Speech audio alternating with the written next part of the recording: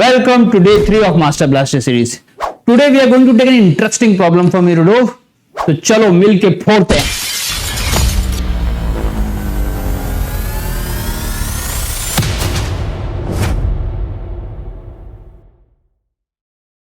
So in this problem, as we can see, there are two blocks of mass M2 and M1 kept on a rough surface connected by a string. The question is, what minimum constant force this that we need to apply so that M2 starts to move? So see, in this question the critical word is minimum constant force. Many a times in this question students say they find the answer is 20. I'm just giving example, we will not get a numerical answer.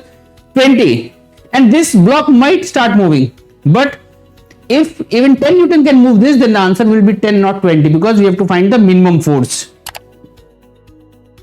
See, these are the four options which I have written in front of you. Irodov में ऐसे कोई options दिए नहीं, मैंने खुद लिखे हैं. And 90% of the students इस question का आंसर ये देते हैं जो कि wrong है. Wrong in the sense, बच्चों को मन में ख्याल आ सकता है कि क्या ये फोर्स लगाने के बाद if I apply F equal to this, will block M2 move? Yes, it will move. But this is not the minimum force. It will lesser than this. If you apply force lesser than this, then also this block can move. So that we have to find out. To understand this, let's understand the concept of slow and sudden deformation. And slow deformation and sudden deformation of spring बहुत interesting topic है. होता क्या है समझते हैं. तो देखो यहाँ पर first case I am going to explain it to you. What is slow deformation of the spring? Slow deformation of the spring क्या होता है? तो एक spring है, एक ब्लॉक को मैंने यहां से अटैच कर दिया है और विद अभी बस अटैच किया है, छोड़ा नहीं है. Now with the help of an external agent से मेरा हाथ मैंने ऐसे लगा दिया और ब्लॉक मेरे हाथ पे रेस्ट कर रहा है. Very slowly I will bring my hand down.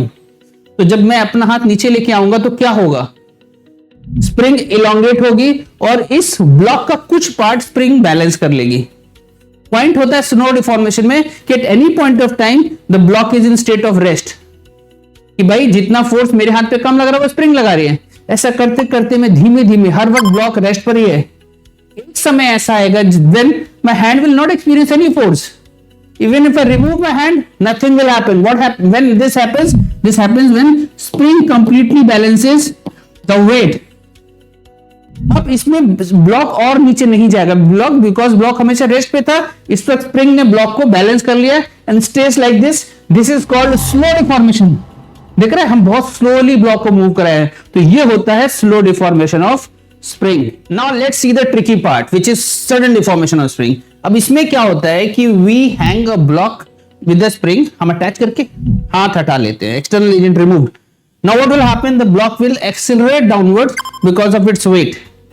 जैसे ये नीचे जाएगा, जरा सा भी नीचे जाएगा, स्प्रिंग इलोंगेट हो जाएगी. तो वेट नीचे mg, स्प्रिंग फोर्स ऊपर, स्टिल वेट mg से स्प्रिंग से ज्यादा है, तो ब्लॉक इज एक्सेलरेटिंग डाउनवर्ड, नीचे जा रहा है और एक्सेलरेट कर रहा है. याद रखो मेरे वर्ड्स. तो एक समय ऐसा करते करते एक समय आएगा जैसे when spring force will balance weight. ये पिछले लास्ट जैसा ही हो गया, स्लो डिफॉर्मेशन जैसा, बट वहां पर ब्लॉक के पास वेलोसिटी नहीं थी. यहां पर block has attend a velocity because it was accelerating. तो डिफरेंस देखो, लास्ट वाले में यहां पर फोर्स बैलेंस हुआ था, लास्ट वाले में भी फोर्स बैलेंस था बट वेलोसिटी जीरो था. इसमें फोर्स बैलेंस हो गया बट वेलोसिटी जीरो नहीं है.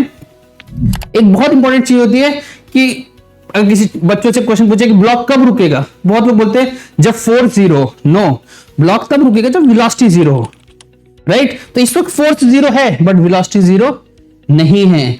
अगर नॉन जीरो वेलोसिटी है तो इट विल मूव. ठीक है, तो आगे तो बढ़ेगा, पर जैसे ही आगे बढ़ेगा व्हाट विल हैपन? जैसे आगे बढ़ेगा mg तो उतना ही रहेगा बट स्प्रिंग फोर्स बढ़ जाएगा. अब अपवर्ड फोर्स बढ़ जाएगा, डाउनवर्ड फोर्स कम हो जाएगा. तो the moment it crosses b, velocity तो नीचे बट नेट फोर्स ऊपर हो जाएगा because kx is greater than mg. तो नेट kx माइनस mg ऊपर हो जाएगा. तो ऐसे केसेस में क्या होता है जब फोर्स और वेलोसिटी अपोजिट हो? What happens to the speed? Does it increase और डिक्रीजेस? वेलोसिटी नीचे, फोर्स ऊपर, इट डिक्रीजेस. तो b तक इसके पास वेलोसिटी आ गई थी एंड हम कह सकते हैं it was the maximum velocity. Why? Because इसके बाद वेलोसिटी डिक्रीज होने वाली है. तो अब वेलोसिटी डिक्रीज होगी और अगर वेलोसिटी डिक्रीज हो रही तो कहीं ना कहीं जाके ये रुकेगा. एक समय ऐसा आएगा जब ये ब्लॉक रुकेगा. उस पॉइंट का नाम हमने सी दे दिया. इस वक्त या इसके बाद अब ब्लॉक और नीचे नहीं जाएगा बिकॉज वेलोसिटी जीरो है और नेट फोर्स ऊपर है. kx is greater than mg, तो after this is going to go up. तो जो की वर्ड था इसमें, maximum elongation of the spring happens at C. The key takeaway is at C is the force balanced? The answer is no. Force is not balanced. What is zero? Velocity is zero. तो यहां पर अगर कोई बच्चा force balance करके x की value निकालने की कोशिश करेगा तो वो एक्चुअली यहां पे नहीं, यहां पर क्वेश्चन को सॉल्व कर रहा है, बट क्वेश्चन या ब्लॉक यहां तक आ रहा है. तो क्लियर. तो सडन डिफॉर्मेशन में मैक्सिमम इलॉन्गेशन कब होता है? When velocity is zero and at that point force is not balanced. ठीक है, यही हमारा टेक अवे है. ये मैंने देखो यहां एक्सप्लेन किया, A to B mg greater than kx, force downward, velocity downward. Force तो वेलोसिटी एक ही डायरेक्शन में हो तो speed increases. A to B speed was increasing. After B, kx becomes greater than mg. तो net force upward, velocity downward. So अगर force और velocity opposite हो तो speed decreases. And if it decreases, it at some point becomes zero. तो यहाँ की key learning है, in sudden deformation, maximum elongation happens where velocity is zero and not force is zero, right? वहां पर force zero नहीं होता है. ठीक है, आगे बढ़ते हैं. ये डायग्राम था, समराइज कर दे कि at equilibrium velocity is maximum. This is equilibrium. When equilibrium happens, force is zero. So at equilibrium, velocity is maximum and acceleration is zero. At extreme position, जो पॉइंट हमें निकालना था, at extreme position, velocity is zero and acceleration is maximum. तो याद रहेगा. तो this is what you should remember whenever there is an involvement of sudden deformation of spring. ठीक है. Now coming back to the original question, this is the question which we have right in front of us. वही question है. देखो यहां पे हमें M2 को चलाना है, M1 पर हम फोर्स लगा रहे हैं F. लाइक पिछले क्वेश्चन में जो mg था वो यहां काइंड ऑफ F है. पिछले क्वेश्चन में फ्रिक्शन नहीं था, यहां फ्रिक्शन आ गया है. तो अब रिलेट करते हैं, जब ये स्टार्ट करेगा, let's I am calling this edge A, जब ये ब्लॉक आगे बढ़ेगा तो स्प्रिंग फोर्स आ जाएगी और फ्रिक्शन को ओवरकम कर चुके होंगे. तो फ्रिक्शन अपने मैक्सिमम पे लग रहा होगा, there must be friction force, they'll come into picture spring force. तो तीन फोर्स हो गए, F, capital F, small f is friction force and spring force. Initially ये सबसे ज्यादा इन दोनों के टोटल से, बट समय के साथ ये बढ़ता रहेगा. ये तो ऑलरेडी अपने मैक्सिमम पे लग चुका होगा. तो एक समय ऐसा आएगा जब ये इन दोनों को बैलेंस कर लेगा, ये इन दोनों को बैलेंस कर लेगा. तो ये स्टार्टिंग डायग्राम है, ये रास्ते का डायग्राम है. F, kx और म्यू mg, फ्रिक्शन की वैल्यू म्यू m1g से ग्रेटर है. एक समय आएगा, देखो इसका नाम मैंने फिर से B दे दिया. समझ में आ रहा है, रिलेट कर पा रहे हो. A से हमने स्टार्ट किया, A से B जाते वक्त ब्लॉक एक्सेलरेट हो रहा था. इस वक्त इसकी वेलोसिटी मैक्सिमम है. इस वक्त वो घड़ी आ गई है जब F spring force kx not और फ्रिक्शन फोर्स को इक्वल हो गया. My question is, will the block stop over here? The answer is a big no. भाई यहां पर ब्लॉक रुकेगा नहीं, बिकॉज उसके पास वेलोसिटी है, इनफैक्ट मैक्सिमम वेलोसिटी है. इसके बाद क्या होने वाला है, ब्लॉक और आगे जाएगा. अब हमें इसे कब चलाना है? जब स्प्रिंग मैक्सिमम इलोंगेट हो जाए. हमें भाई जब ये मिनिमम चाहिए तो सबसे ज्यादा जब इलोंगेट होगा तब इसको चला देंगे. लास्ट में इसको सॉल्विंग करेंगे, फिलहाल अभी इसको सॉल्व करने की जरूरत नहीं है. देखो कोई फिर बीच में आ गया, बट कोई बात नहीं. अब ब्लॉक और आगे जाएगा. जैसा हमारा क्वेश्चन था A B, अब C, ये C की तरफ बढ़ रहा है. तो जैसे इस पॉइंट को क्रॉस हुआ, यहां से देख सकते हो स्पीड डिक्रीज होगी. और अगर स्पीड डिक्रीज हो रही है तो कहीं ना कहीं जाकर ये ब्लॉक रुकेगा. उस पॉइंट का नाम ऑलरेडी C दे चुके हैं, राइट. तो कहीं ना कहीं जाकर रुकेगा. जहां रुकेगा वहां पर क्या जीरो होगा? वेलोसिटी जीरो होगा. क्या वहां फोर्स बैलेंस होगा? नहीं होगा. क्लियर है.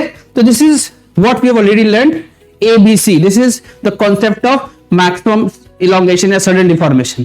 चलो अभी इस क्वेश्चन को सॉल्व करते हैं. तो यहां पर देखो A है, फिर ये B है, ये C है. A स्टार्टिंग पॉइंट, B रास्ते में जब A और B के बीच का, ये B के बीच का है, ये B जब वेलोसिटी मैक्सिमम है, और ये C. क्वेश्चन में यहां सॉल्व करना है, यहां से शुरुआत हुई और यहां सॉल्व करना है. तो हमें निकालना है x, because the moment I get x, आई से kx should overcome friction mu m2g.